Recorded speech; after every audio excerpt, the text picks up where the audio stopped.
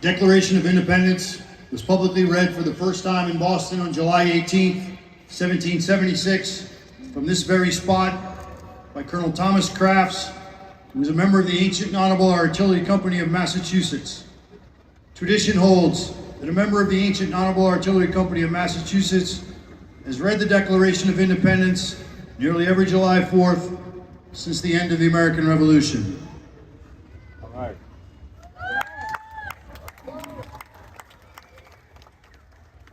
Action of the Second Continental Congress, July 4th, 1776. The unanimous declaration of the 13 United States of America. When in the course of human events, it becomes necessary for one people to dissolve the political bands which have connected them with another, and to assume among the powers of the earth the separate and equal station to which laws of nature and of nature's God entitle them, a decent respect to the opinions of mankind requires that they should declare the causes which impel them to separation. We hold these truths to be self-evident, that all men are created equal, that they are endowed by the Creator with certain unalienable rights, that among those are life, liberty, and the pursuit of happiness. Yeah. Yeah. That's right. And to secure these rights, governments are instituted among men, deriving their just powers from the consent of the governed. That whenever any form of government becomes destructive of these ends, it is the right of the people to alter or abolish it and institute new government, laying its foundation on such principles and organizing its powers in such form as to them shall seem most likely to affect their safety and happiness. Prudence indeed will dictate that governments long established should not be changed for light and transient causes.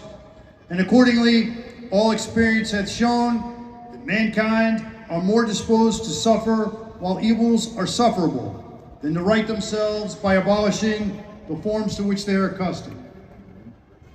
But when a long train of abuses and usurpations, pursuing invariable the same object, evinces a design to reduce them under absolute despotism, it is their right, it is their duty to throw off such government and to provide new guards for their future security.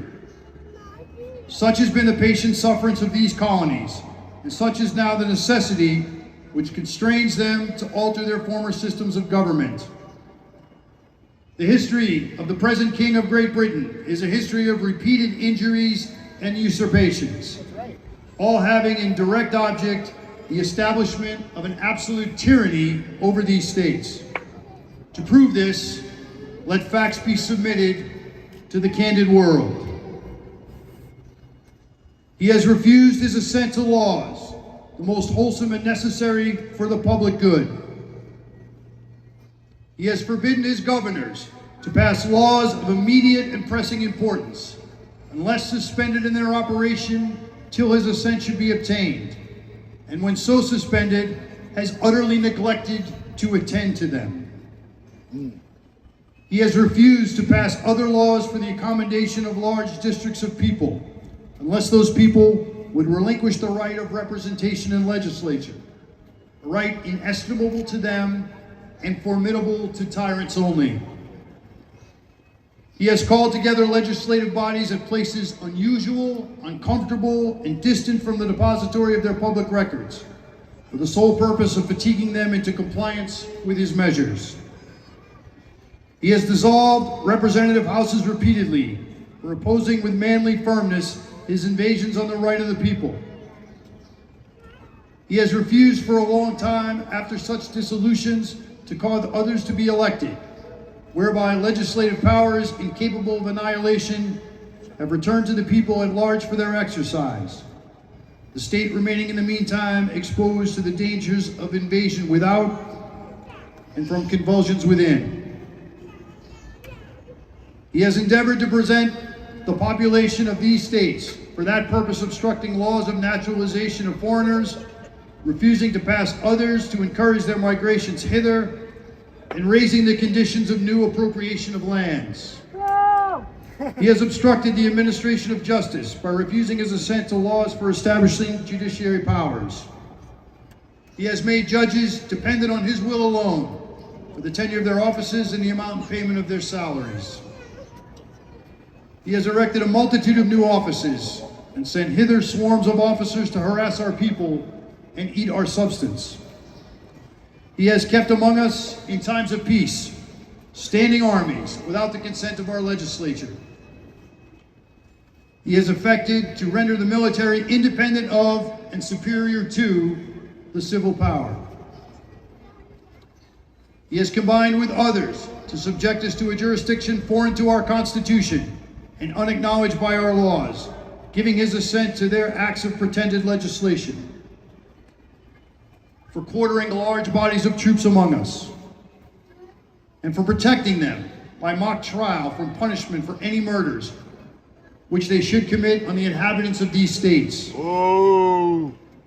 For cutting off trades with all parts of the world, for imposing taxes on us without our consent, for depriving us, in many cases, the benefits of trial by jury, and for transporting us beyond seas to be tried for pretended offenses,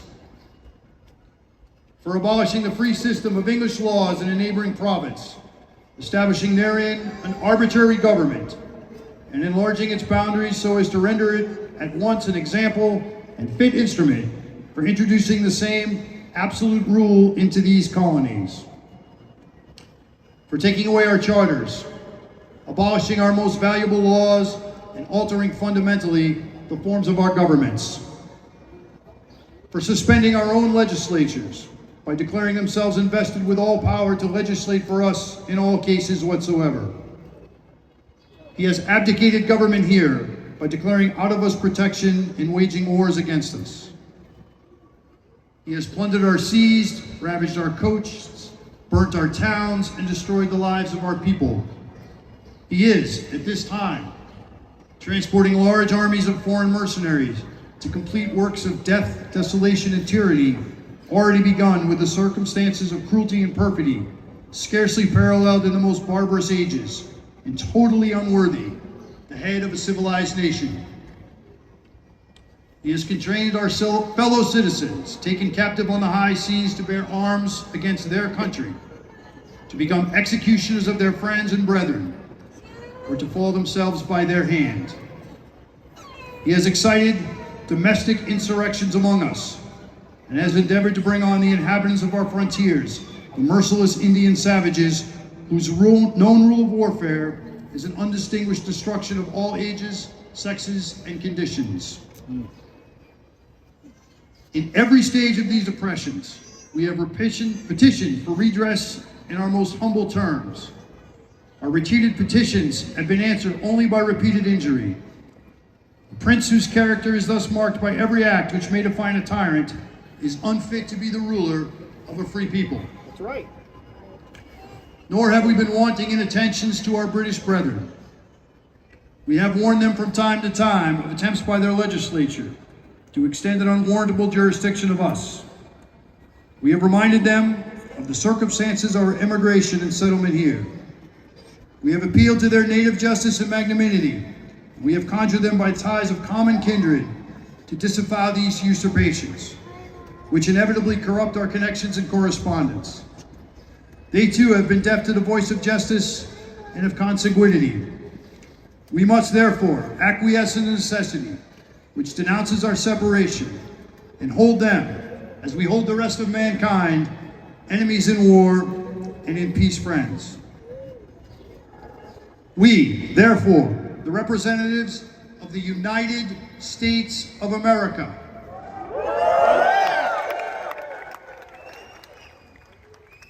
in General Congress assembled, appealing to the Supreme Judge of the world for the rectitude of our intentions, do, in the name and of the authority of good people of these colonies, solemnly publish and declare that these united colonies are, and of right ought to be, free and independent states.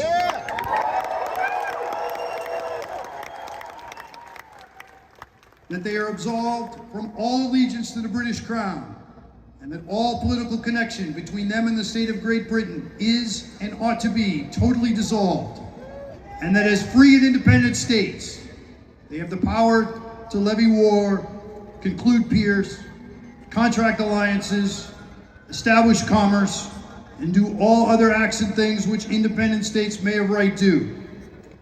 And for the support of this declaration, with a firm reliance on the protection of divine providence, we mutually pledge to each other our lives, our fortunes, and our sacred honor.